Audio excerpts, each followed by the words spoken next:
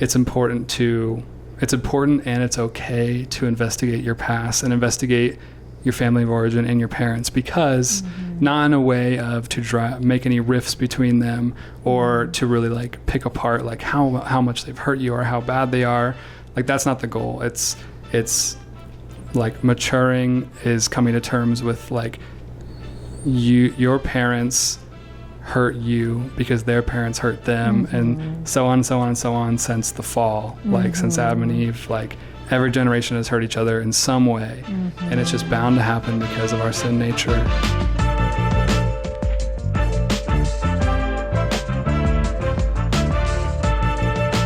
Hey friends, welcome back to the Rod Pod. But if this is your first time, welcome. My name is Gina, and we are a faith-based podcast. And joining me today is my son, of course, Anthony. And we also have a guest. Yay! We Finally love bringing on guests onto our pod. And this is Adam Van Dam. He is so special to our family, particularly to my son, because Adam and my son, who we affectionately call brother, they are a part of a marriage group that is an extension of their church. So we have invited Adam to come on our pod and share his personal story. So Adam, welcome. Thank you for having me. It's been a long time coming, I feel like. Yeah, this is so cool. This is literally like our second conversation I think we've had, our second interaction. The first interaction was we met at your guys' church. My husband and I and my daughter were visiting, and we got a brief conversation going, and then your little one, who's now 6 months old, wow, was, I think she was either ready to eat or ready for a nap, or maybe both. And so, our convo was cut short, but I'm so glad that we are connecting again. Yeah. So super cool. If it's okay, like, I want to, if anyone missed last week's pod, it was with brother, yourself, and your guys' other friend, Jake. And what's Jake's last name? Burchett, right? Is that and great conversation. I listened to it like 3 times. And, but towards the end, brother asked you guys about legacy. And so if it's okay, I loved your response because I so connected with what you said. And so I want to kind of just reiterate what you said, if that's okay. Yeah, okay. Absolutely. Cool. So we're talking about legacy. And Adam said, I want to minister to people through vulnerability. I want people to think deeply about their story and find the Lord. And I wrote some other notes too, but I love that. Like, I love that so much. It was so funny. Just listening between you and Jake, I can relate to both of you guys. So it was neat to be able to just glean from your guys' stories. And, but I'm so ready for you to just dive deeper into what you meant on, what you shared about legacy and ministering through vulnerability. You got it. Okay. Nice. Tongue twister. Oh yeah. So wherever you want to start, like if you want to start from, childhood or where you're at, as a dad and as a husband, feel free. Yeah. Well, it all started in 1997. I'm kidding. Wait, is that the year you were born? Yeah. Oh my gosh. Oh. So I'll be the big 2'8" this year, late 20s now. But no, as far as legacy goes, I was like just thinking while you were saying that, like, I think that I have connected the most with friends and more like mentor figures when they've also opened up or led with their own vulnerability. Because I guess one thing for me is that I've never like carried a big sense of like, I guess, this masculine energy on my shoulders. Like, I don't keep a lot of things buttoned up, and I don't try to just be this like macho man in a lot of ways. So like once you get to know me, you'll see me kind of like be a lot more goofy, a lot more sensitive, a lot more, I don't know. I feel like I try not to lead with, I guess just this being this macho presence, because I want to call, or just make people feel comfortable. That's like my biggest drive, I guess, is I never want to be like an intimidating presence. Sure. And so when I've valued that so much in the mentors I've had, especially during like high school, some in college, and then especially the last 5 years now living out in Phoenix. Where was I going? I get sidetracked a lot when I'm talking.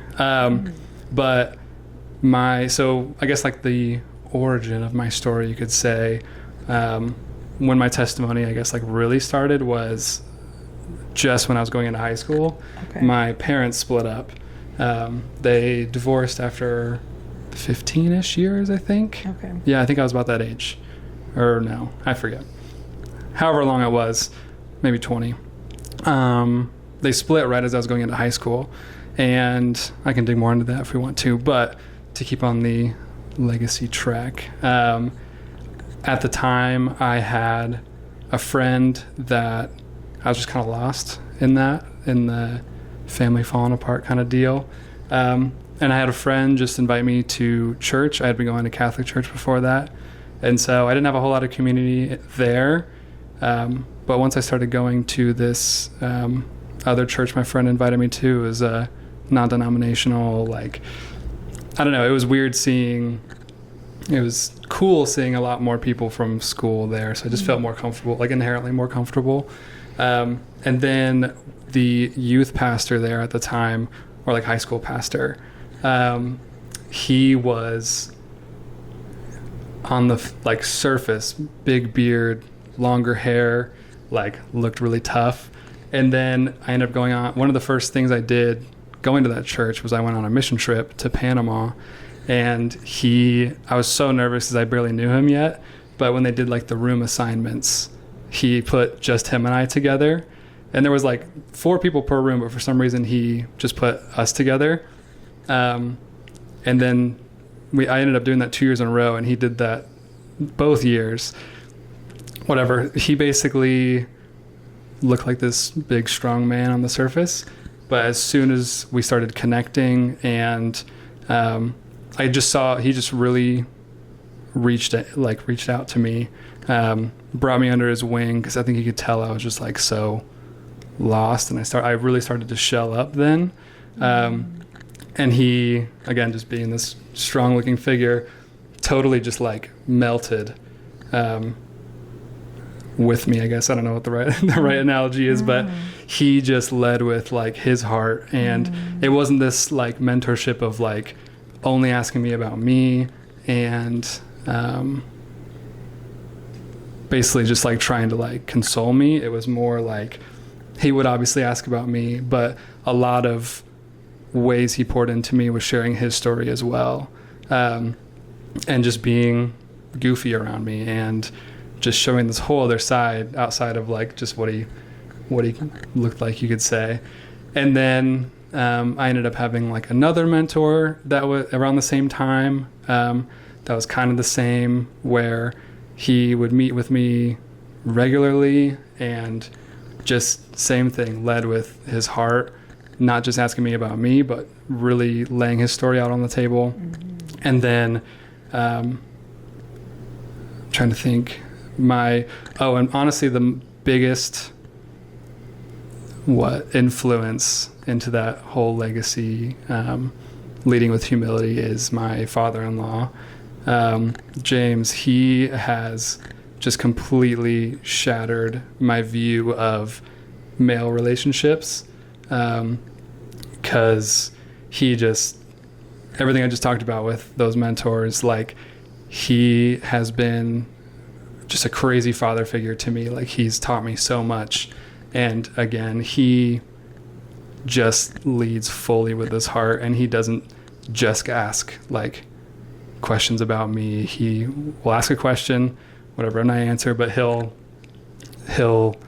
relate, and he'll like pour his story out to whatever I said. And so I've just honestly, like, that's just been my experience with mentors and some friends. And so now I just feel like I've completely absorbed that kind of identity, or just like ministry, you could say, of like when Anthony and I go like disc golfing, I find myself just like pouring my heart out about everything I'm going through. And then trying to like tee up some questions his way after that, trying to like pull some things out of him. And so I have a lot to learn, because I feel like sometimes I can kind of just like tell my story, and then if they keep asking questions, I'll sometimes have a hard time like kicking it their way and like trying to pull things out of them then. So still young, I still have a lot to learn in that aspect, but and it's a lot of talking, but all in all, my goal is to just be this presence. I know that Anna before had said like when she first met me, she thought I was just like this like big, quiet, kind of intimidating person. But 3 years down the road now, like she's still surprised at like how goofy and just like completely open I can be. So I just want to be this approachable, comfortable presence, especially with having a little girl now. Like, my goal is for her to see me as a home. I don't want her to see just this big, brooding, cold father. Like, I want her to know my heart. And that's my biggest goal, is that when she's 18, whatever, down the road, when she can really start understanding, reeling in her emotions, starting to know herself as an independent person, like she can see how broken of a person I am, and how much, but more than anything, that I just love her so much. Like, I don't know. So yeah, as you're talking, the word genuine just keeps coming to mind for me. That's what you that's what you want to exude, is just being pure, genuine with your interactions. And I think it's beautiful, because you desire what you were given in your teenage years, what was poured into you, you automatically want to pour that out into other people. And it's just so beautiful, because I've been able to see that in some of my other relationships with, just throughout life, right? I'm like, oh, what that person is pouring out into other people, that was what was given to them. And it's so beautiful. That's one of the reasons too that at least for me, I so desire to share people's stories like yours, is because not everyone's going to get that chance to connect with someone like the youth pastor did, or like maybe your other, the other mentor that you had. Like, not everyone has that chance to connect with someone. I didn't. Like, I definitely didn't have that growing up. I feel like I had to figure things out. And so I think it's so beautiful. So during that time, had you made a decision for Christ at that time, or were you still just trying to figure stuff out? So yeah, I grew up in a Catholic family, and so the motions were there. I definitely believed in God. I never really questioned that. But yeah, during the kind of divorce of my family, and literally the same summer my parents split, my brother ended up going to college. My one and only brother sibling went to college that next fall. And so kind of and then we moved out of our house, my childhood home we moved out of. So kind of that summer, everything, I kind of just lost everything the way I saw it. So yeah, I was invited to church then by a good friend, and I was just, I'd say I was you could argue the feeling of lukewarmness, but it was more of a unknowing. I just didn't really know Jesus and who he was at all. I knew the name, I knew the Christmas story, I knew that he died for our sins and all that stuff. I knew the basics, but going to church then started as just kind of a community connection point. And I'd say like throughout high school, it was majority like community, and knowing that like if I wasn't a part of this community, I was afraid of what other communities I might get involved in. Not in like a really bad way, but just, I knew that this community was very healthy for me. Just the church community. I ended up finding or meeting my wife Kaylee at that church too. So we both met when she was 15, I was 16. And we've been dating, or we started dating in 2014 and then have been married since 2020.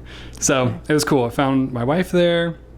But yeah, high school, it was really more just the community aspect. But obviously through that, slowly learning about Jesus underneath. And then college really took off as far as like investing in really getting to know Jesus, and more just like what a life following him might look like. I hadn't really like fully, well, I guess let me back up. I went to CIY Move in high school. I don't know if I know that they come through like GCU. It's like a high school like summer camp thing. Okay. But it's like just a weekend. So it's like kind of a big like, I don't know, big worship. It's kind of like a retreat, but for like high schoolers. Okay. And there was a moment where, I guess this was the moment I accepted Jesus into my heart. So I always forget about this though, that they did a huge worship session. And then they had like a huge bell on stage, and they were like, if you want to accept Jesus in your heart, just come ring this bell. And it kind of felt like, to me at the time, I was like, oh, this is just kind of like campy, like churchy, like, I don't know. I've always had a problem with seeing things being like really cheesy, and I just like think I'm too cool for it, whatever. I'm definitely not. I've learned that very much. But so I was like, oh, I don't know if I'll do that or whatever. And then I honestly forget what the message was, but like a pastor gave a message and we stood up to do one last worship song. And I hate that I didn't write down what the song, like I don't really remember like the context of what was being said, what was being sung about. But I remember having this moment of like just feeling absolutely like alone, but also not. Like I could feel some kind of presence. And I know now that it was Jesus. I just didn't, correlate at the time because I'd never felt that sensation. But then right at the end of the worship session, they just kind of ended with a prayer. And one of my friends I've just known since like elementary school, she like just put her hand on my back, and I realized that was the first time in like months that I had just been like touched. Like I'm sure I received a hug now and then or whatever from my like parents and passing and stuff, but I just like hadn't been like embraced or like, I don't know. And it was just this physical, like, it wasn't about her. It was like, I just felt like this affirmation of like, you're worthy. Cause I just feel like I had lost everything and I was so lost, and I just didn't know where I was to go. I was kind of just here because I didn't know where else to go. And I just think that was the Lord, like placing his hand on my back saying like, it's okay. Like you're welcome here. Like, I love you almost. So just this whole facade of like, this is corny. Like I don't, whatever. Like I just ran up and like rang the bell just as I was like, I didn't even think about it. Like there wasn't a thought of like, maybe I should go do this, but I just like went up and rang it. And so like, that's like the origin of like, I guess physical, like accepting Jesus in my heart was like ringing this big bell. Right.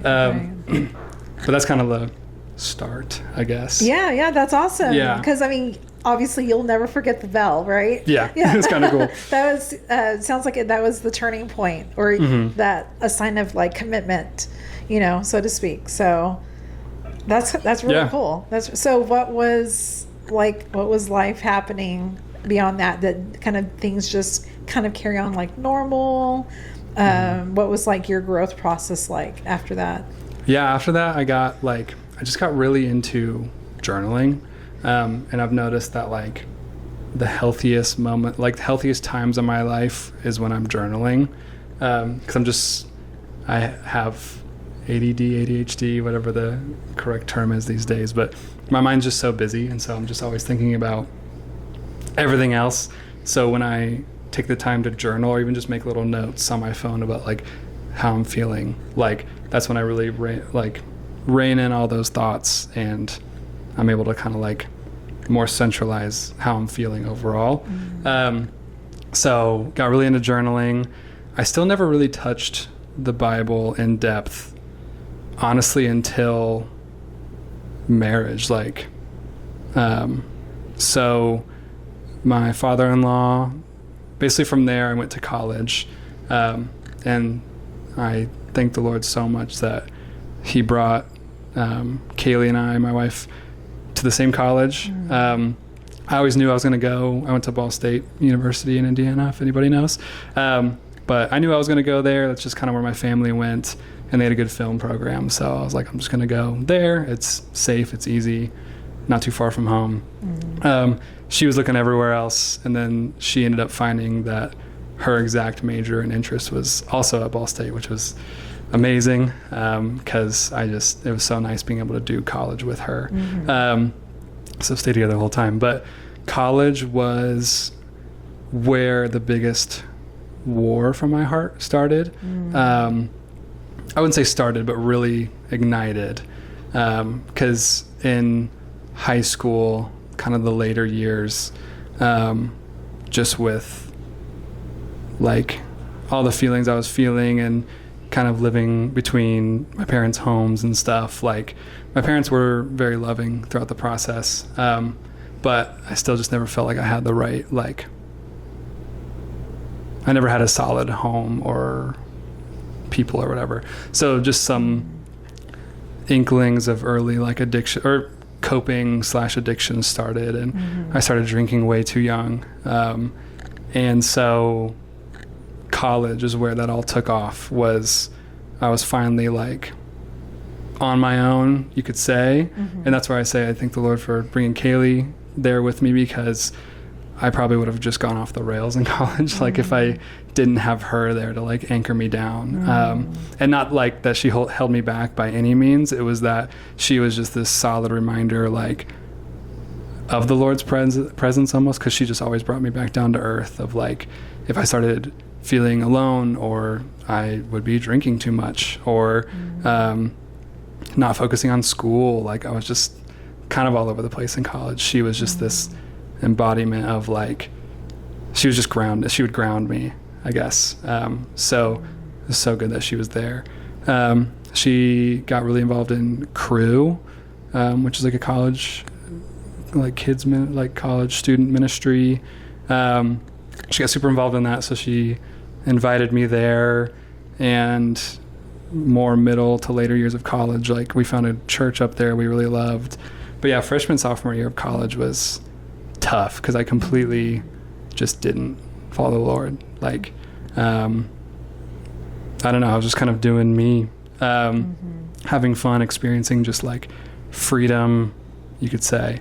And so kind of took a pause early college, and then later college, so this would be like 2019,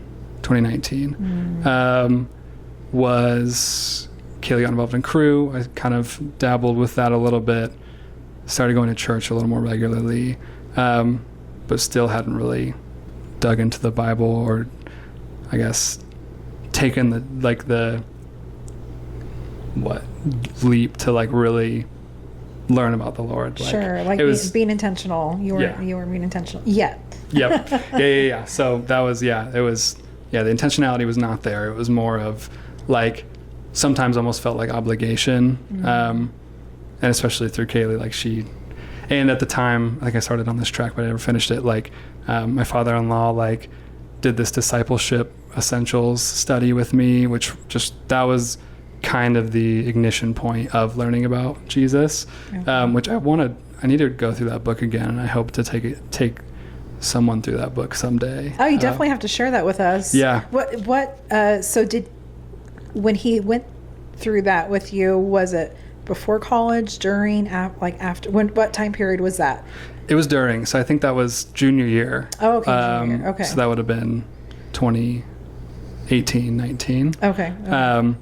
We lived like an hour apart. The college and their home was about an hour, so we would kind of meet in the middle at like a Subway, and we'd just go through a chapter like every week. And he's actually a full-time missionary.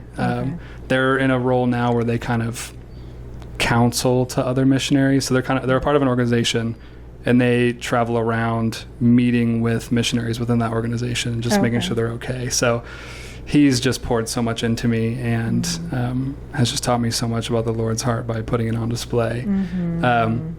So that book and that study we did together is what kind of ignited the discovery of Jesus, and I guess what it looks like to disciple and to live by his word. And then again, Kaylee was there to really encourage me in seeking more Christian and biblical activities. But yeah, college was, you could say, a war or a battle, I guess. Like the war is always raging. Sure. But college is probably the most difficult as far as the physical aspects of this world, as far as just binge drinking and other coping methods to kind of get through the feelings I was very uncertain of, like that I was experiencing. Sure. So yeah, that was college. Yeah, So, yeah. yeah. I think, and it's, I want to say, like, for the most part, I feel like it's normal for a lot of young adults to kind of go, whether you're in college or not, that college age period, 18 to 22, I think, that age, I think you're just trying to figure life out. Like, what is my purpose? What is my function? Do I follow the path that I was raised in? Do I rebel against that and do my own thing? And everything, you're just questioning everything, just questioning life. And then, of course, if you have experienced some like trauma of some sort, then you're trying to regulate your emotions. So in your case, it was drinking to help you regulate your emotions. And, it could be anything, right? Like, everyone has their vice for trying to like calm them down or like kind of numb the pain or or whatnot. But yeah, I definitely think it's normal. Like it just seems to be like it's normal, but again, we all kind of learn how to function differently during that time period. And so okay, so now it's senior year. What is senior year, emotional, spiritual, physical you? Like, what does that look like, your senior year? So that was COVID. That was the fun time. Okay. Not so fun time, but spring of junior year is when I proposed to Kaylee. Okay. She would have gotten married in college if she had her choice, but I was down with being engaged in college, but I wanted to get married right after college. So we actually got married like 3 days after we graduated. Wow. So yeah, junior year, I proposed. And so we were going into senior year, we were engaged. And so that was fall of 2019 is when senior year kicked off. And that year was, I'd say that semester, so fall of 2019 was when I really started to take my faith a little more seriously. I kind of cooled it with the drinking, cooled it with just this huge social life I had. I kind of like narrowed down my people a little bit more. I was a part of a fraternity for most of college, so I ended up going like inactive in that.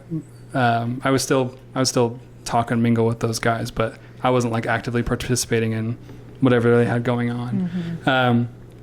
But so going into senior year, and then by doing that, I just had a lot more time to spend with Kaylee, and we found a really, really great church that was like 20 minutes north of the college. So, and we still to this day, like, we love the church we go to now. But we'll think about that church sometimes, and we're like, how did we find such a amazing church in the middle of nowhere, Indiana? Wow. So we missed that place a little bit, but yeah. So going into then the pandemic, so school, basically we were in our last semester. Kaylee had actually graduated a semester early, so she graduated the end of 2019. Okay. So 2020 spring, I had one more semester of classes, and then the pandemic hit.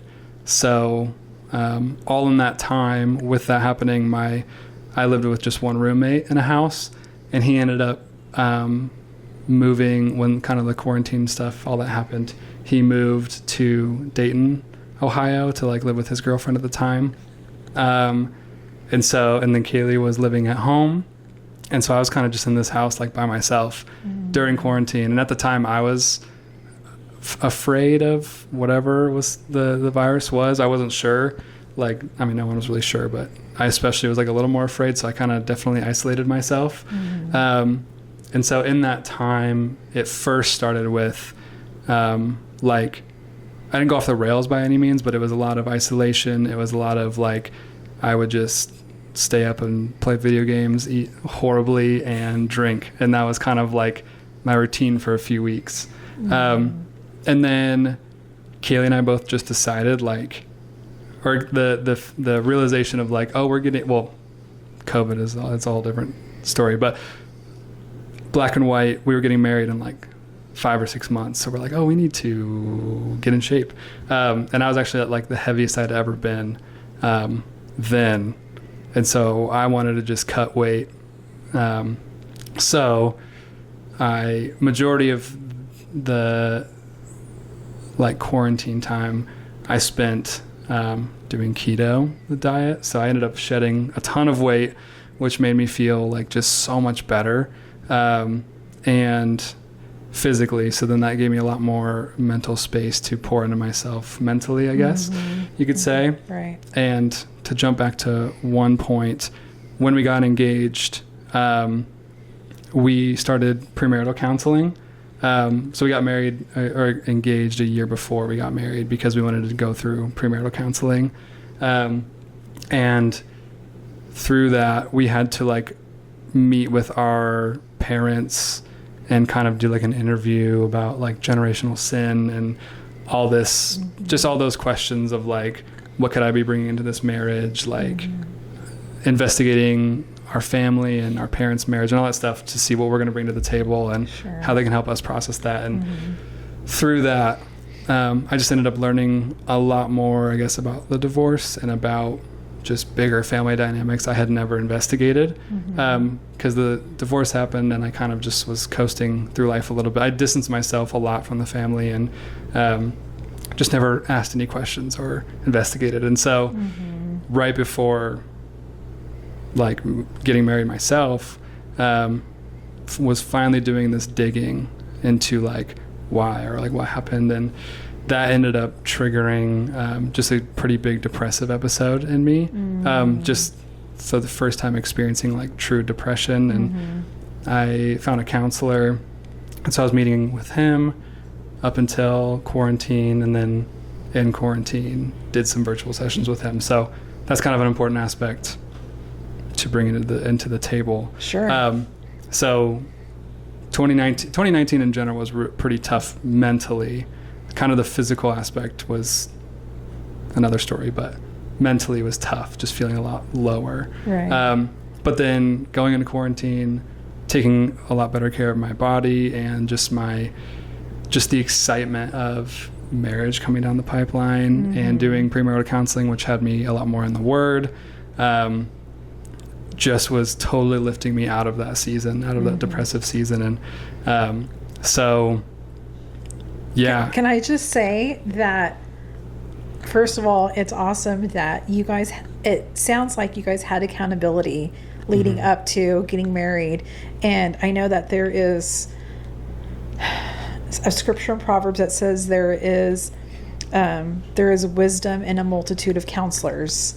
And oh my gosh, like you guys totally submitted yourselves to that, to like digging deep and asking questions that, oh, like I never thought about this or never really wanted to ask, because sometimes asking will bring up potentially like drama.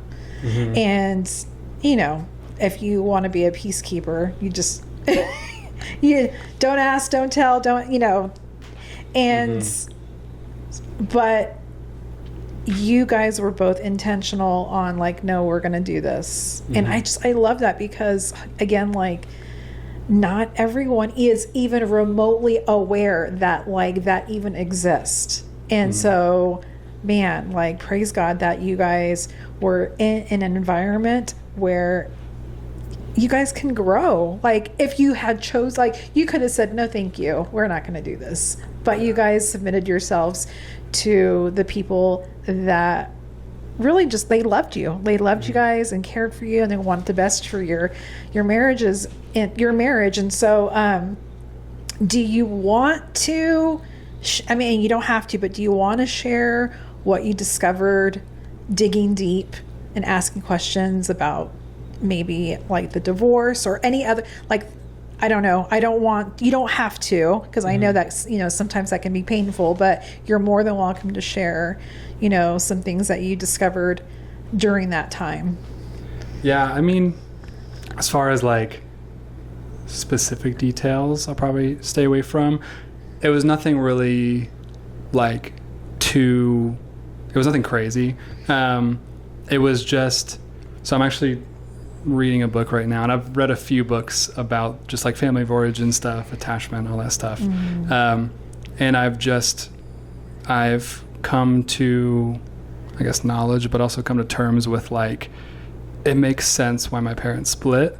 And it was like super, let's see if I can say this word, amicable. Like, as far as they were, I mean, at the time it was tough, I'm sure. I was still like, my brother saw it coming, but he never really like made any mention to me.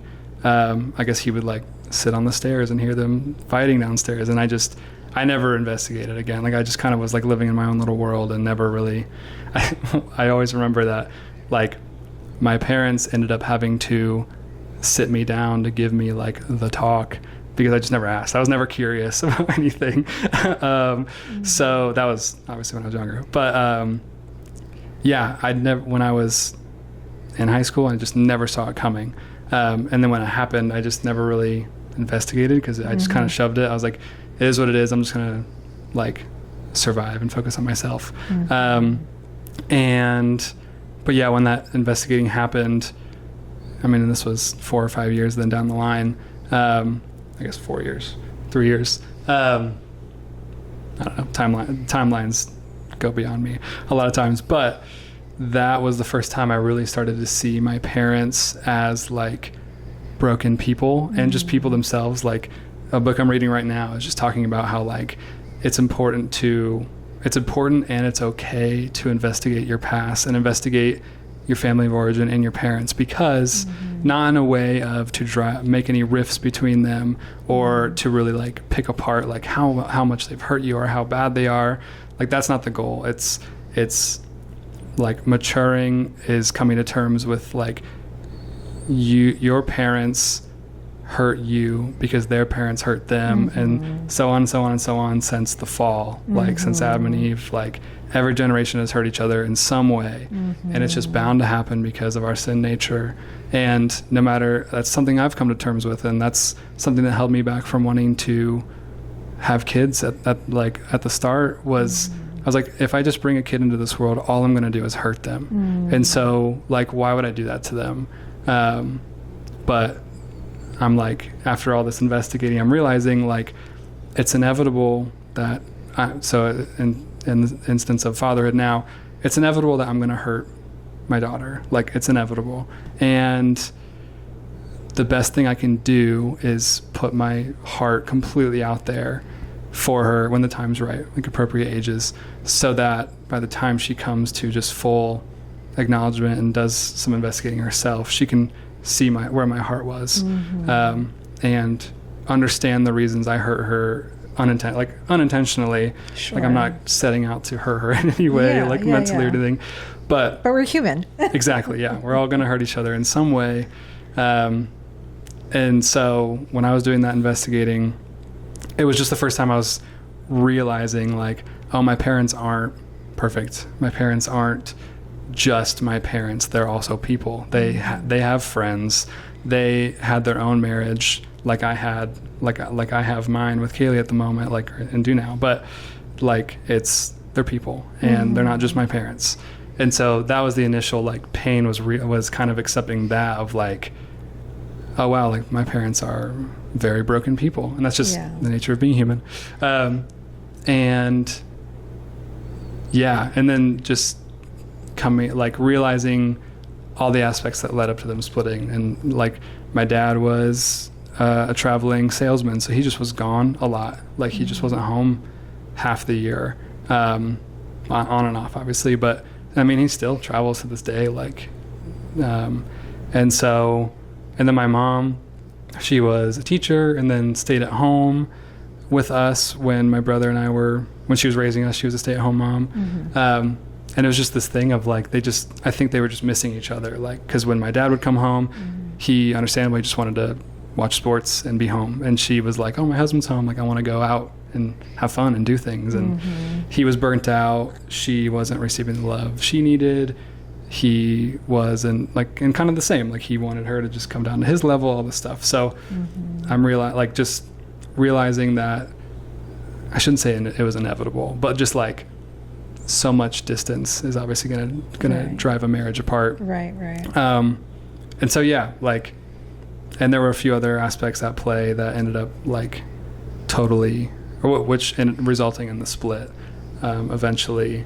But yeah, the overall message there is what really triggered my, you could say, depressive season and just maturing then was realizing my parents are broken people, and finally doing investigating and realizing it's hard to investigate, but it's so worth it in the end, because I think I needed to find the quote. It was in some Max Lucado book I read a while ago, but it was just about this healthy, we can't live in ignorance, but we also can't live, we can't live in ignorant bliss, everything's good, but we also can't investigate so much trying to find every answer, because then we'll just get frustrated and confused because we're not going to know every answer. That's more in regards to, I think, just understanding God and the Lord's heart in every way. We're never going to understand everything, but we're also we need to have a healthy awareness of situations and stories and stuff. So right. I have a question. Yes. Because I remember Dad, I'm sure he would be okay with me sharing this. He had a prerequisite for marrying someone in life, and you did not fit that prereq, in that he wanted to marry someone that came from a family, a whole family. Definitely not someone from a broken home, and we've gone through my mom's story at length of all that. But with you and Kaylee, what is it to you, and are you aware of what it is, I'm sure, to her, that your guys' stories are so, family backgrounds are so drastically different? How's that been? Yeah, no, that was kind of a contentious point at the start of our relationship. Not between her and I, but more just the greater families. At the time, Kaylee's parents were very loving and supportive of me. I had been part of her dad's small group in high school and stuff, so he had kind of ministered and kind of knew me already a little bit. But yeah, when we first started talking, you could say, before we were dating, there was some hesitation on their end and they've done so much healing since then. Like her mom, like my mother-in-law, she wears on her sleeve so much humility about how controlling she was in the past, and all the hurt that she's experienced that she ended up pouring into her family.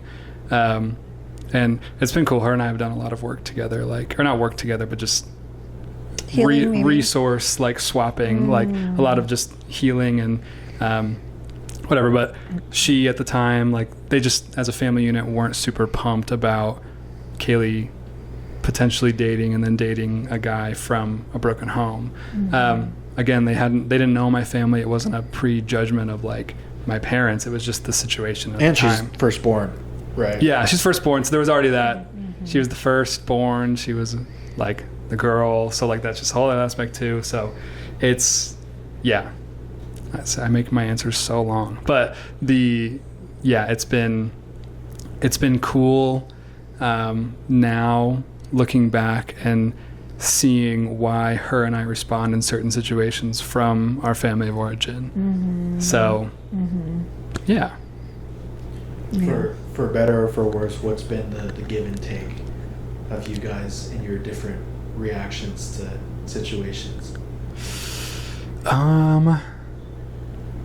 So her family has like a loose motto. It's like over there, I shouldn't say loose, they have like a motto, and it's over their like front door. It says like, we do hard things. Their family, if there's an issue with a friend or a relative or even internally in the immediate family, they sit down and figure it out. And they will confront in a loving way. They'll sit down and just talk it out. And my family, like, if we had issues, like, we eventually would talk about it. It wasn't a whole lot of like, you know, you did this to me, we're never going to speak about it again, and we'll just like move on and harbor that. My family was more like, we would sit on it for a while and then eventually talk about it. Honestly, I can't remember a whole lot of that aspect of things, but we were not confrontational, especially like, it wasn't like, hey, this happened, let's sit down and talk this out, like as much as her family is. So the biggest, I don't know if it would be a give or take, but Kaylee is all about, if it's a friendship, if it's, her and I do a lot of things like as a unit, we definitely lean into the like, when you marry, you become one flesh kind of thing. And so we do a lot of things like step in step, hand in hand, whatever. Like, most of our friends are the same, most of our activities are the same, all that. So with that, if there is a rift between any friends or any family or whatever, Kaylee's like, we're gonna go talk to them, we're gonna go get coffee with them, like, we'll buy the coffee, we'll have the talk, like all that. And that's just so not who I am. It is like, I've had to adapt to that because I'm just not a confrontational person. I would love to talk about an issue if there is one, but I'm usually not the one to initiate the conversation. Like, if I'm confronted, I'll talk about it, like I will talk through it, but I'm not the initiator. Exactly. Yeah. So she's always the initiator for the most part. So that's kind of been the biggest thing. And then she's had to, I think just the biggest thing with her, like, learning more, her like give and take or whatever, has been just like the greater family dynamics, as far as just like the physical stuff, like who to spend holidays with, figuring out scheduling and travel and all that, because they all live back in Indiana still. And so that's been more the figuring out, because we have just a lot more family dynamics. So she's had to figure out more of the loop-de-loops of the physical, where I've had to learn more of the mental, I guess. So yeah. So yeah. That's where we're at. That's cool. Okay, yes, wedding time. Yeah. Now you guys have gone through, counseling. You guys are now ready to, or premarital counseling, and now the wedding day has come. And did you have any like preconceived ideas, or like maybe even like fears going into like, okay, my parents' marriage didn't work out, and here I am entering into a marriage that Like, what were your thoughts? Like, is this going to work? What's my role? Go ahead. Yeah. No, yeah, I think, one of the early things that Kaylee's dad did with me was, like, and this was right when we started dating, was he wanted to know my view of marriage and wanted to understand where my head was at since I was coming from a broken family. And so just we did regular meetings, like the whole time we were dating, even into college and all this stuff. Him and I would meet pretty often just to like do check-ins and all that stuff, which that turned into discipleship. Early on, it was just checking in, learning about each other. Then it turned into discipleship. But as far as just going into marriage, going into like towards the wedding day, the number one thing I like stood on was that, like, I know how the divorce made me feel, and I never want my kids to feel that, to feel that like broken and alone. Again, family was, loving throughout, but still it doesn't change how much it broke my heart, how alone I felt, how much trouble it just brought, like, my soul, I guess, because it just introduced addictions and depression and all this stuff. Just it was really tough. So the thing I stand on is that if I am to marry Kaylee, like, we don't even say the word divorce. Like, it's like a cuss word in our house almost. Like, when we first got married or whatever, like, I would throw some loose joke out about like splitting or whatever, like literally in a joking manner, not like in a whatever. And she's like, that's not funny. I was like, yeah, that's true. Sorry. And now today it's like, that's just not even a topic we like bring up, because it's just not an option for us. Basically, obviously, whatever, it's always an option to anybody, but for us, it's just not. And whatever issues have arose or will arise, whatever, like, we have vowed to completely work through it up until if it was just never, if we were never able to work it out, but we would still find a way, and we've always found a way. And so going into the wedding day, like, we just knew like that just wasn't an option. So if we were gonna put rings on each other, like, that was forever. So yeah, that was kind of the thought process going in. And so what was tough about the wedding day was that was during quarantine, and Indiana actually had some pretty strict laws at the time. And so we went from having a whole 200-person big wedding day planned. Kaylee's whole dad's side of the family, they're up in Canada. So they were all going to come down and everything. And then with the pandemic, like, that totally got not canceled, but just on pause. It was up in the air. And so ultimately the wedding day ended up being at my sister-in-law's family's like little lake house. And it was literally just my dad, mom, their spouses. They're both remarried now, and they were at the time. So two step-parents, my parents, Kaylee's parents, both of our siblings, and then our best man, maid of honor, who would have been, if we did the big wedding day, they were our best man, maid of honor. And then our officiant ended up being who did our premarital counseling. Okay. And then we had a videographer and photographer. And so it was small. But what was cool was about that wedding day, what was cool about that wedding day was we didn't cancel anything about the big wedding day. We ended up, our vendors were all super amazing and accommodating, that we just rescheduled for the same exact date next year. So in 2021. So the way I always say it is like, that was our marriage day, and then a year later on our anniversary we had our wedding day. That day, May 22nd of 2020, we got married, and it was just this beautiful little like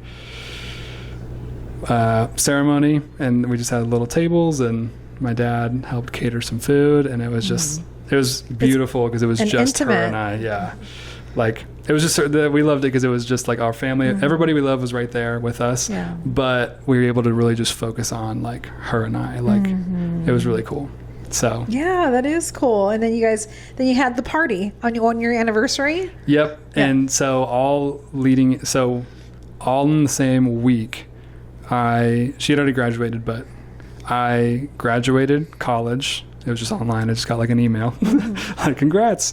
And then graduated, and then like a week later got married, and then the exact next day started our move out to Arizona. Oh, wow. So our honeymoon, it was going to be Hawaii, but it ended up just being our move out here. So we did a road trip from Indianapolis and went up through like the Rocky Mountains and then Moab, Utah, and then came down to Phoenix. So how did you know, like, did you guys obviously you already knew you were going to making the move to Phoenix. Like, why Phoenix? That was all like Lord ordained, because we knew we didn't want to stay in Indiana. Like, I've always loved Michigan. My dad's side's there. So I never was really certain on exactly where I was going to live. I was cool to just stay home too, but Kaylee was determined to move away. And I think that was something that was attracted me to her at the start, because I was like, I'm so flexible. So I'm like, let's go. Sure. I'm down to move. And so what brought along the idea of Phoenix was we were tired of the Midwest and the cold, but also the humidity. And so we kind of just looked at like the West Coast. Texas was too extreme. Like, as far as like weather, we were seeing ice, we were seeing humidity, we were seeing 100-degree weather. It was all over the map. Yeah. And then, which I know you have experience with. Yes. And then we were like, California could be cool, but it's really expensive. And then all the PNW and all that's way too rainy. But she would have loved to move there. So we were zoning in on like Phoenix. And then it's good middle ground. Yeah. So it's extreme heat, but most of the year it's beautiful. Yeah. And so we kind of were looking at that. And then I had this, the Lord totally put it on my heart that like, I have a heart for, I do videography full time for GCU, Grand Canyon University. But that's now. Back then I wasn't sure what I wanted to do, but I've always loved making videos. And, but I realized there was a day, I think this was like junior year, I was just like walking through campus, and I just felt so good. And I was like, I never want to like leave the college campus atmosphere. It just feels so good. And that was just walking through like the quad. So it was just like these buildings and all that stuff. So I realized, I'm like, okay, I want to do video for a college. And so I just was literally the same week that the Lord put that on my heart. I know that now. I went on a trip to Nashville with my brother and some friends, and this random Uber driver was talking about, I heard there was an ad about GCU playing on the radio, and the driver was like, oh, I'm doing GCU online. And I was like, oh, tell me about that. I've never heard of them. I had like seen a Hulu ad, and I was like, that place looks beautiful. And then same weekend, heard it on the radio. Driver was like, they're attending online or whatever. So I was like, I should check this place out. And then found a job opening. We're in Indiana, and it's out here in Arizona. And there was a job opening to do like live stream stuff. And so I just was like, oh, let's just like play around and apply. And so I ended up getting an interview, and this was in February of 2020, and they needed help like right then and there, because or maybe it was March, like when the quarantine started, they needed help because they were transitioning all tours to just be virtual. Yeah. But what was amazing was my manager that ended up hiring me, like, he felt that the Lord put on his heart to wait for me to be able to move out there in June. He's told me to this day, he's like, yeah, I felt it from the Lord that you were the one that we should hire. And so on paper and in the physical world, like, it was this job that ended up getting us here, because we had a solidified income that was going to come from here. So that was the starting point, but it just all worked out so perfectly that we just know it was the Lord then. So For sure. it was the Lord that got us here, and it's just been great. That's So, yeah. awesome. Oh my goodness. Yeah, that's amazing. So as we are coming to a close with this episode, we are going to do a part 2 with Adam. But I just want to say thank you for sharing, the first half of your story, because I just think it's so relevant to see that, or to share people's stories, because everyone has a story, right? Mm-hmm. You know that, and we could glean from our upbringing, whether it was positive, negative, or somewhere in between, Mm-hmm. right? But we all have a story, and someone listening or watching can relate to your story in some aspect, even if it was just maybe one or two things that they're like, they might be thinking, okay, I'm not the only one that deals with that, or has struggled in that area, or has experienced a divorce, or, Mm-hmm. so we can all connect to each other's stories in some way.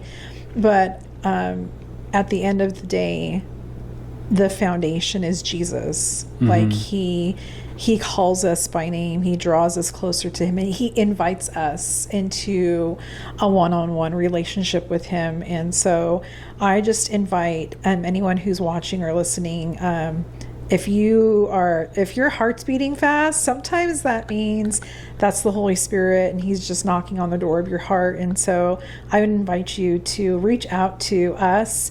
I'm sure Adam would be open to having a conversation with you, and just inviting you to have a relationship with Jesus, as we have all have made a decision for. And so yeah, if that's you, don't hesitate. Just, you can message either one of us, and we'll leave our socials in the description below. But Adam, thank you for sharing the first half of your story. And yeah, folks, next week, be looking out for part 2 with Adam Van Dam.